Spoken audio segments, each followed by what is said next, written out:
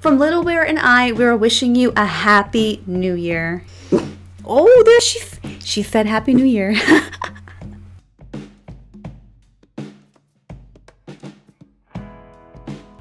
Hi everyone, welcome to another episode of UX Because You Matter.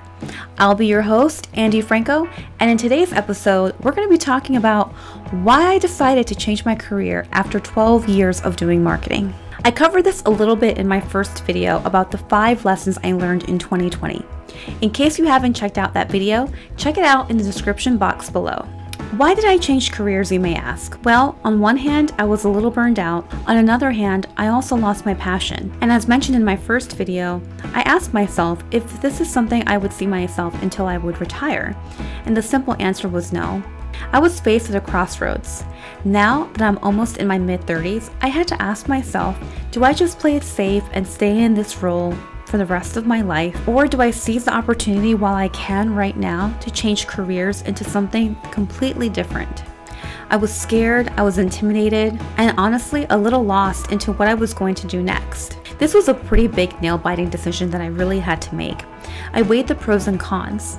Sure, pros would be I would be learning something that I would really enjoy, but then some of the cons came about that I would have to be starting all over again and most likely be starting from the bottom to get all the way back up to the top. So the thought of starting at a junior level position again was a little bit of a turnoff. But then I was reminded of this simple quote: short-term pain for long-term gain. Changing careers though isn't easy. I was blessed with the opportunity of not having to work for a year in order to pursue my dream. But I do know a lot of people do not have that. But don't let that stop you. So many of my friends that I've made through my UX design school, a lot of them had family, had children, and a full-time job, all while pursuing this career. The way that I heard about UX design was pretty much by accident. I remember sitting down one day with a sheet of paper and pen and writing down my strengths and weaknesses, all from my marketing career. And I noticed a pattern. All of the things that I really enjoyed doing and the things that I had received many compliments from my colleagues in former years were all around design, whether it was mobile app design, web design, graphic design, and a couple of things that I really did not like about marketing. That included lead generation, overselling, overpromoting, and even social media marketing. After some deep thought and reflection, I started looking online for different types of careers that aligned with my skill sets. Initially, I thought maybe I'd be a web designer or graphic designer, but then I stumbled into UX design. And as I did more research about this topic, I was so amazed by the amount of information that I gathered. According to the US Bureau of Labor Statistics, I was absolutely stunned to learn how much the career of UX design was going to be accelerating all the way up into 2025. At this moment, they're estimating an 18% growth in this field. For me, it was really important that I was going to be jumping into a career that had a lot of job prospects. But last and definitely not least, I love the fact that UX design was a little bit of everything.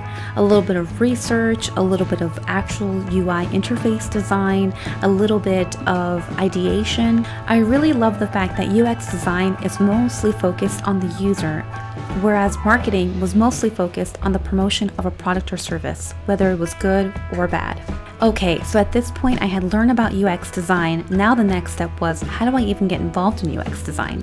Well, what I knew for sure was I didn't want to jump into a whole lot of debt going back to school.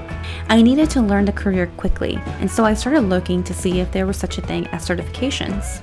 And that's when I discovered that many, if not most, of the UX design certification schools, students are able to complete and graduate anywhere from 3 to 6 months, depending on their pace and how fast they're learning.